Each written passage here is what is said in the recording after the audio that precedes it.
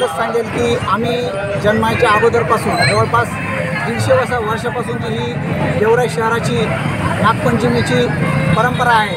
महाराष्ट्रामध्ये उभ्या नागपंचमी हा सण महिलांचा म्हणून साजरा केला जातो, परंतु आमच्या गेवराई शहरामध्ये वेगळं वैशिष्ट्य या शहराच्या सणाच्या संस्कृतीला आहे, जिथे की भोलोबाच्या दिवशी आमच्या शहरातील सर्व तरुण बालगोपाळ हे सर्व विविध वेशभूषा सादर करून आपल्या नागपंचमीच्या सणाचा उत्सव मोठ्या प्रमाणात साजरा करतात। काय सांगाल की गेवराईमध्ये टिपरी महोत्सव साजरा केल्यापासून खेळाडूमध्ये काय वाटतं तुम्हाला? टिपरी महोत्सवामध्ये काय वाटतं? वाढत्या धावपळीच्या जीवनामध्ये कुठेतरी महाराष्ट्राची संस्कृती लोप पावत चालली होती आणि मी नक्कीच या जिल्हा परिषदेचे माजी अध्यक्ष विजयसिंहजी पंडित साहेब व त्यांचा शिवछत्र परिवार यांचे विशेष करून धन्यवाद देईल।